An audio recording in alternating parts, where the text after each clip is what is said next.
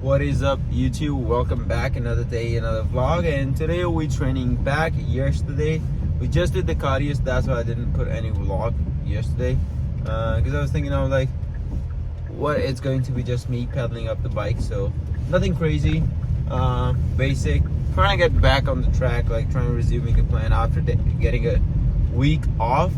This time it's and I'm also thinking of changing up my split at the same time.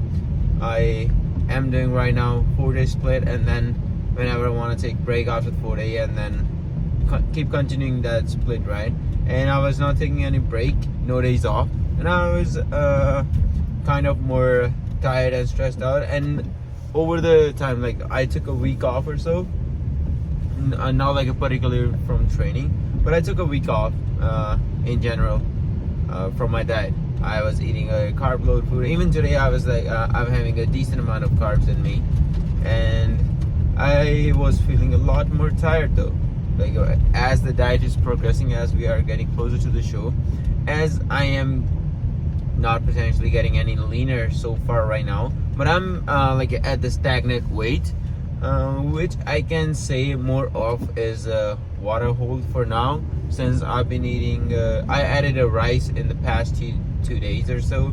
My calories are up there, a little bit above what I usually do, and at the same time I'm having a lot more carbs and fats. Like previously I was like down less than 100 carbs, like 70 grams of carb or something, and net carbs were like under 50 because the rest was fiber. But now my carbs are like, so far I haven't like analyzed or weighed everything. Even though I'm in the prep, I'm trying to lose weight, there was not a single day where I prepped myself, like weighed every single ounce of food. I know that's essential when you're trying to get single digit body fat, but my whole approach for this run for the fat loss was like trying to enjoy the food at the same time, even if I'm prepping. Like, yeah, like in order to be that exceptionally well in the stage ready condition, it has to be like every single ounce is calculated. But I know for sure, like right now I don't have that physique to put up that, and I don't like putting that much effort since my lifestyle doesn't support that for now. Again, and this is like a more of a sustainable approach, and if I'm able to do that, I can just like can guide other people too who wanted to learn. Like it is possible to learn and approach in a healthy lifestyle. Like you can eat out, you can cheat on your diet, you don't have to weigh every single ounce of food that you eat. Pretty much eat the way you like, eat the foods that you like, and you'll be able to lose it. And I haven't done like a big massive transformation. It was only like 25 pounds so far, I guess. So far 93 to right now 80, so 13 kilos, which is somewhere around the 20, because 10 kilos is 22 pounds, so 3 more kilos is another 5 or 6, so yeah, 27, 28 pounds, somewhere around that. Not a massive transformation, but still, like even after losing 21 pounds, I feel like, oh, I could have that. Like I probably need to lose like another 25 pounds to get to that single digit, and perhaps that might not be even stage ready position. That might be like still little more than stage ready, like my body be still holding water. It's not like a dehydrated and stuff.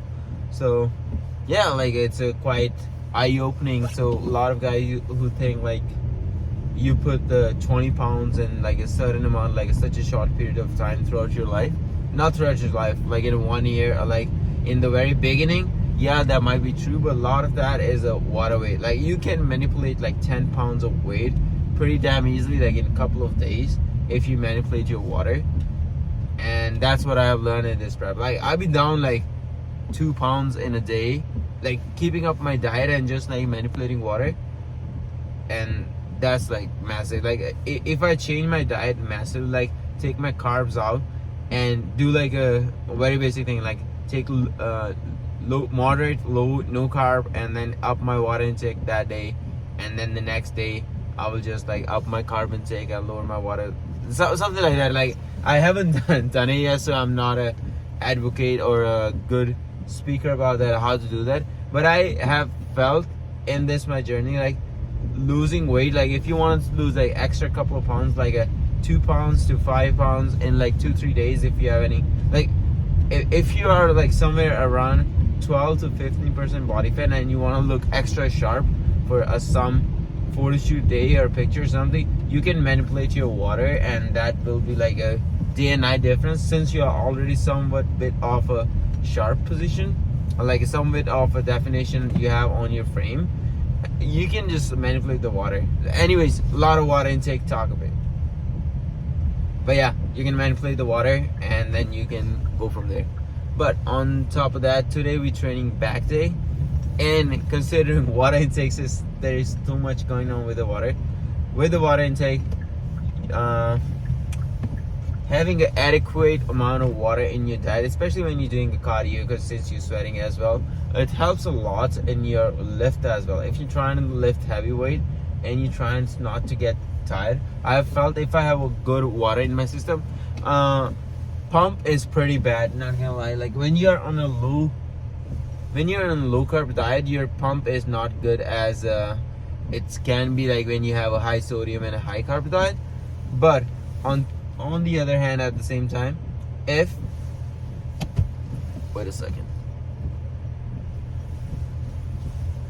you have a good water intake and electrolytes going through your system, you will get a pump. At the same time, you won't get tired. You will have a lot of energy to work out, and you can finish it good way. Apart from that, today is going to be a back day, which is potentially a rowing movement going to be there, a pullover movement going to be there, and some vertical pull. I am not going to do any kind of lower back exercise since my lower back is like pretty much in pain right now, and I'm trying to do more like a squeeze, a little bit heavy, not going crazy heavy. That's the goal for today. With that being said, let's get the lift started. Anyways, so back to the very first episode, which is going to be 2-bar row. As I said, we are not going any heavy, so I'm just doing this time close to 4 plates, so 3.5-ish weight, and just wanted to get like 3 or 4 reps as the goal. That's what I'm going to do. Yep.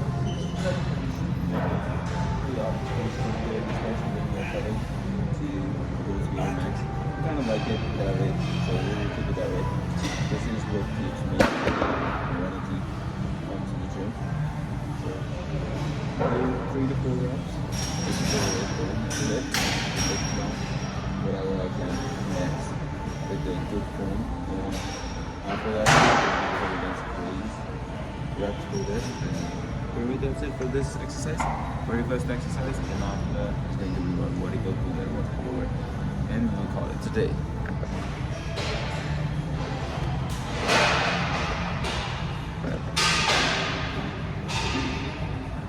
That's it.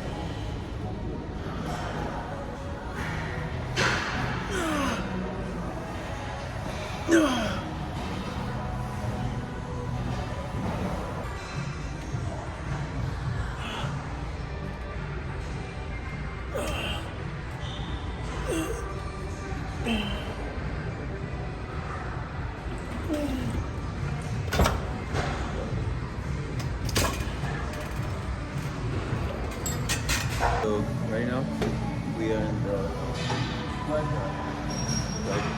there we're going to pull ups for back.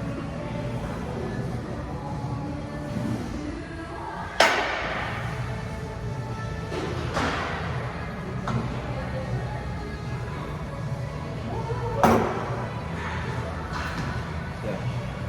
Let's start right. So quick pull-ups. Pull is squeeze tight and pull at the top and then feel the center. Only that's it. Since this is not the rubber grips, so I can use straps and to get tired and pull up. And not going like too many of the sets, probably like a 1 or 2 and that'd be good.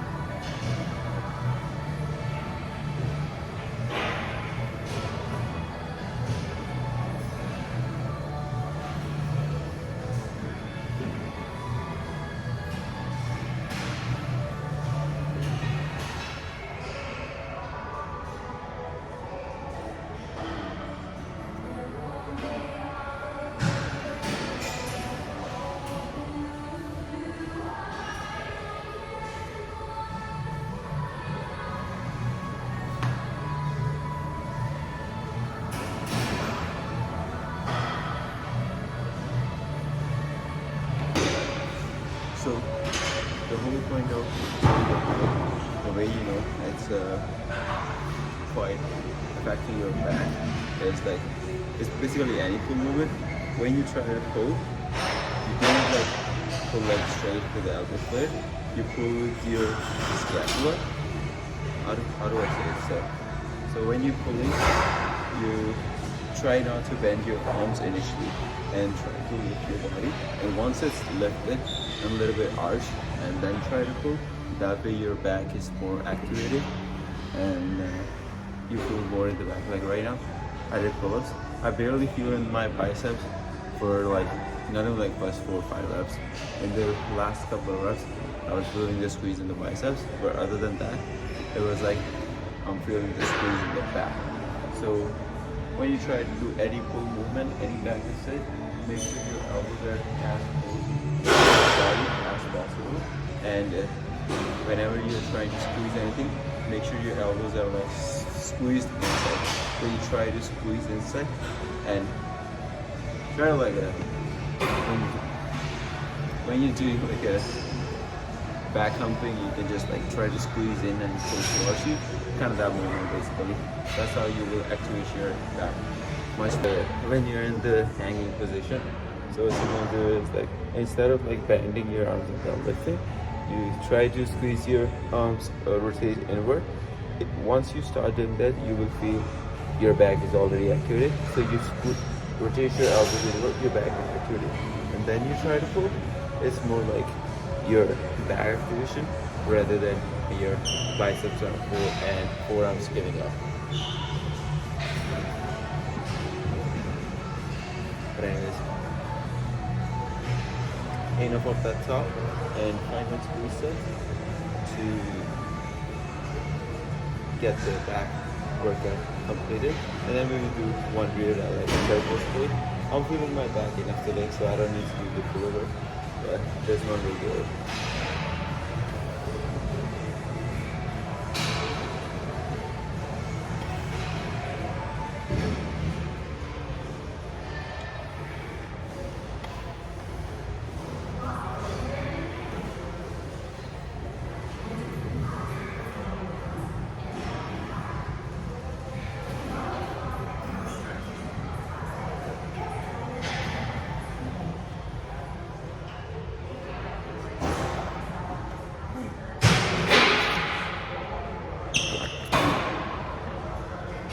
That's good enough of a workout for today. So let's try some, not try, but like do some real delts and call it a day. Alright, getting a little lazy here. Not my one of the favorite, but it gets the job done for back delts. I mean rear delts, whatever you want to call it.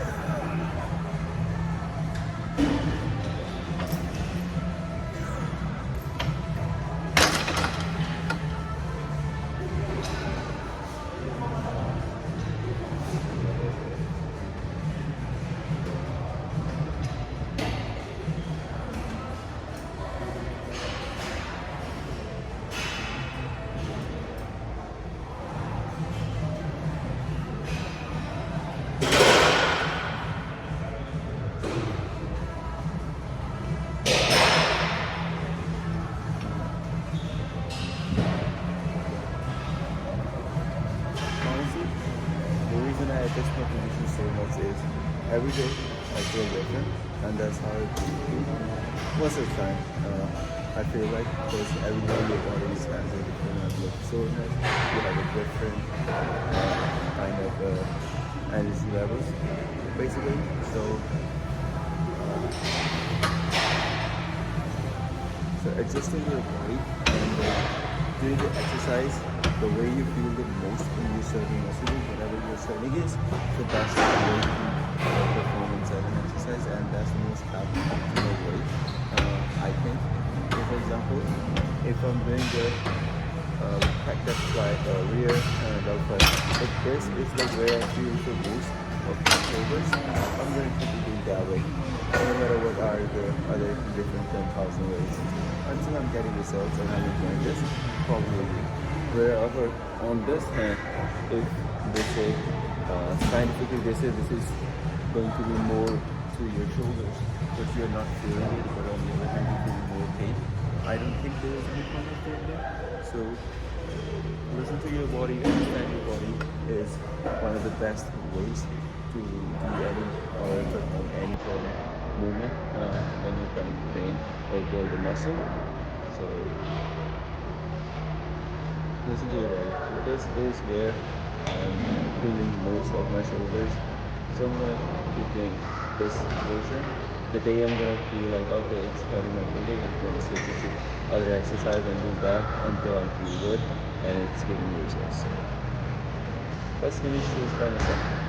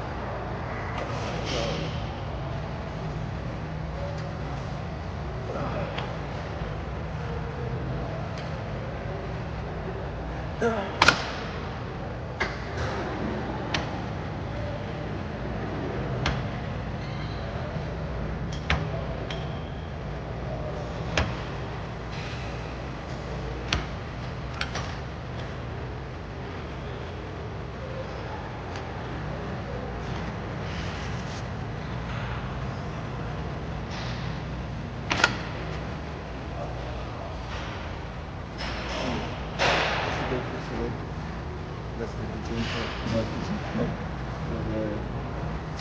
let's check the back up and we'll be all good to go.